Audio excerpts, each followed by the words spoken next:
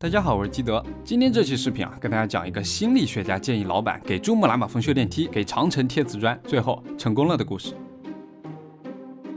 2008年，前科技界著名骗子阿里巴巴最不受欢迎 CTO， 现中国工程院院士、第14届政协委员、鸽子山终极爱好者王坚博士突然空降阿里巴巴成为高管，一句话让马云每年为他花10个亿。这句话就是阿里巴巴要搞中国的云计算。我跟你们讲，就只是现在，大部分人听到云计算都不知道是什么东西，何况当年那是什么年代？2008年，大家连共享单车扫码什么新4大发明都还没见过，都不说4大发明，当时中国网民数量只有2.98亿，互联网普及率仅22.6%，大部分人连电脑都不知道怎么开，手机还是2G 网，电信公司刚准备砸钱开搞3G我都还没用上淘宝。这时候王坚说，阿里巴巴一定要做云计算，云你懂吗？马云说好，云好啊，最喜欢云了，我专门给你成立一个公司，你给我云。后来据阿里巴巴首席风险官刘振飞回忆，甚至有一年开总裁会议的时候，有人直接跟马云说，马总你不要听王坚在瞎扯，他是个骗子，你知道吧？那么各位农夫小姐，重点来了为什么如此聪明的马云会力排众议，坚持相信一个大家说是骗子的人呢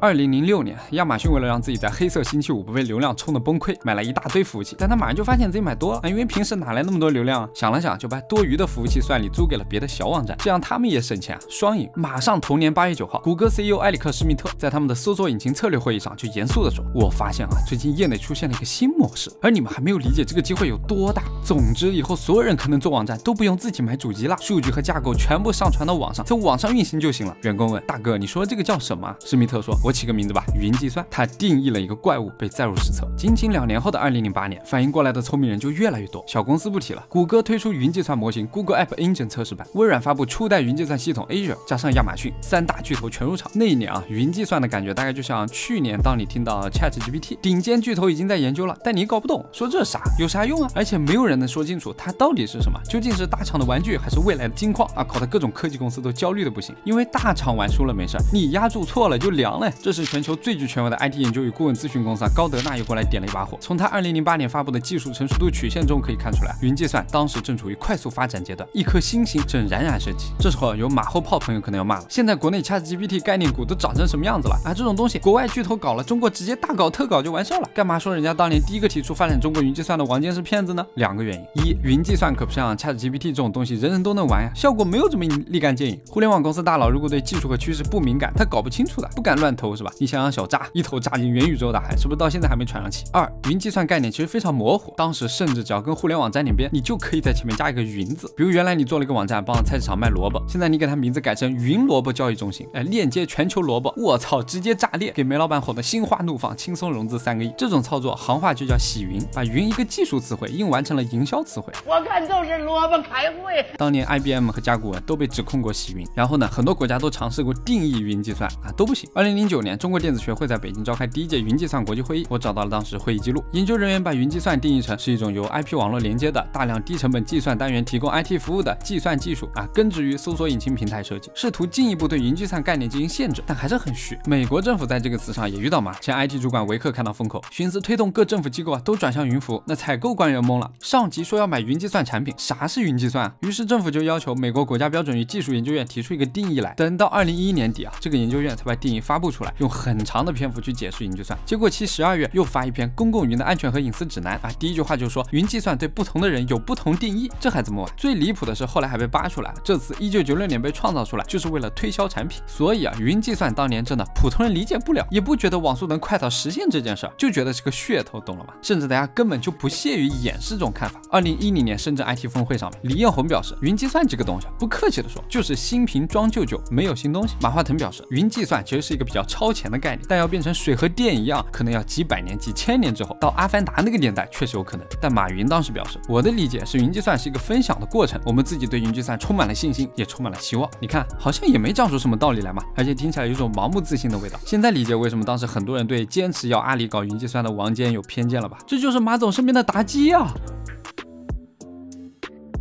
有一说一啊，2008年马云想做好云的动机确实比谁都强烈，因为那时候淘宝发展太快，每天高峰时段服务器算力使用率都飙升了98%，在宕机的边缘蹦迪。于是阿里就要一直买新服务器，你知道吧？但当时中国在这方面又是一片空白，他们要买 IBM 的小型机、甲骨文的数据库、EMC 的存储器，或者说当时中国所有互联网公司或者大国企都只能买上面这3家统称为 IOE 的设备，一台小型机100万，商业数据库几千万，买来还不好用，麻烦的要死。当时王坚给马云一算账，按现在业务量每年10几20倍这么涨下去，到时候阿里服务小微企业赚来的一点点利润，全都要拿去买外国的服务器，还入不敷出，这叫啥事儿？完全就被当成韭菜割了。有些事很难，但你却不得不做。云计算这东西就等于中国互联网的汽车、飞机、火箭发动机，你造不出来，就是天天搁那花里胡哨的在换壳。所以从这个角度看，马云是不赌也得赌。而被马云委以重任，这个主持研发中国唯一自研云操作系统飞天，后来一步步成功帮阿里把所有甲骨文服务器换掉，让阿里彻底甩掉旧包袱，并拥有新的增长动力引擎的阿里云创始人王坚，他是个心理学博士，具体点来说是工业心理学。在从微软研究院被阿里挖过去之前，还担任过杭州大学的心理学系主任和工业心理学国家专业实验室主任。朋友们，心理学主任这个名头吧，在外头好使，阿里这种 IT 公司的程序员可不鸟你，你要是能干出成绩就算了。但10到12年间是阿里云冲击独立调度5000台服务器集群，从而达到真正云计算标准的瓶颈期。这个阶段呢，阿里云又不敢拿去给淘宝用，就是纯烧钱不出成果，直接导致当时整个阿里云部门只能在集团的绩效考核中拿最低分，分低就没有奖金啊，加上攻坚阶段又辛苦又加班，很多人选择离开，辞职信塞满了王坚的邮箱。2年黎明前的黑暗，公司内部风言风语不断，程序员都听说领导是搞心理学的，可能根本就不会写代码，把马云都忽悠瘸了。人家国外巨头做好的服务器你不用，人家开源的代码你也不用，你吹牛逼要自研，你研得出来吗？还是说你想骗波钱就跑呢？啊，这种感觉就类似大家听说国内芯片公司要自研什么5纳米芯片一样，第一反应就怀疑。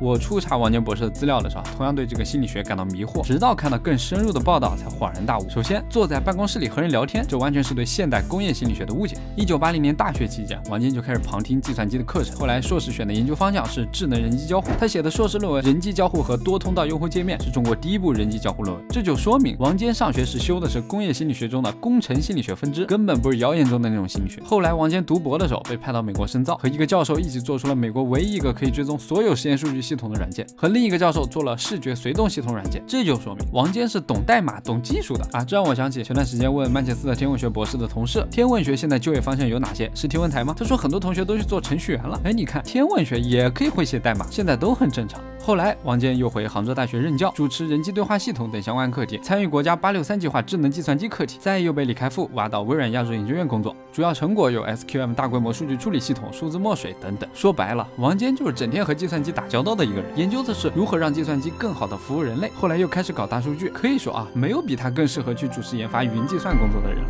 但尴尬的是，即使王坚真的懂技术，直到2013年中旬，阿里云努力了4年，也一直在技术泥潭中挣扎。据阿里云第一任技术总监林晨曦说，我们唯一的疑问，也是最关键的疑问，就是马总到底有多相信这件事情？因为可能努力了很久，因为马云的放弃，你的努力也就放弃了。那些年，所有王坚的部下都在为一个不知道什么时候就会被放弃，也不清楚到底能不能实现的目标而拼命努力，而王坚是那个他们唯一可以依靠的笃定的主心骨。2009年到2012年，阿里云有70%的员工转岗到正红火的淘宝天猫部门，或者干脆离开阿里。2012阿里年会，王坚曾走上台，几度欲言又止，最终流下眼泪。他说：“这2年我挨的骂，甚至比我一辈子挨的骂还多，但是我不后悔，只是我上台之前看到几位同事，他们以前在阿里云，现在不在阿里云了。”那是阿里云的至暗时刻。最后，马云当着阿里巴巴所有人的面说：“我每年投10个亿，投10年，做不出来再说。”哎，这才给了王坚一口喘息的机会。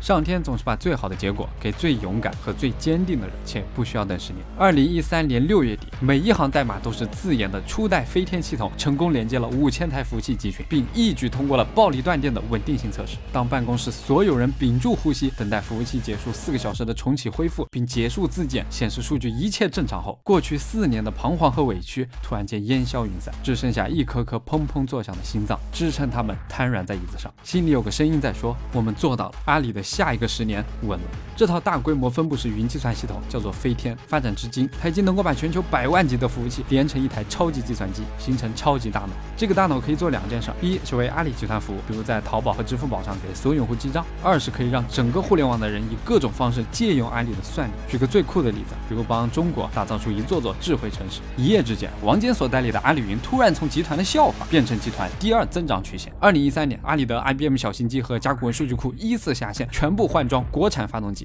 2015年，阿里云硅谷数据中心投入试运营，向北美乃至全球用户提供云计算服务。7月，阿里云联合中科院成立阿里巴巴量子计算实验室，共同研制量子计算机。10月，在计算界的奥运会 Seoul Benchmark 排序竞赛中，阿里云用不到7分钟完成100 TB 数据排序，比原纪录快3倍，直接打破4项世界纪录。2016年，王坚带着阿里云响应中国走出去的大战略，在欧洲、中东、日本和澳洲区轮流开服。2019年 ，IDC 公布中国金融云市场排名，阿里云第1。同年，阿里云数字政府市场份额排名第1。而那一年，阿里云全球市场客户已超300万，其中包括38%的世界500强企业，80%的中国科技企业，以及 A 股1半以上的上市公司。2020年，阿里云全力支持新基建，在乌兰察布、南通和杭州建成3座超级数据中心，辐射京津冀、长三角、粤港澳3大经济带。同时，这也是阿里和上百个地方政府共同建设智慧城市的底气。2022年，阿里云在韩国、葡萄牙第1个、日本第3个新数据和服务中心依次启动，届时业务范围已覆盖全球200多个国家和地区，真正实现了中国近些年大的总体战略，科技创新走出去。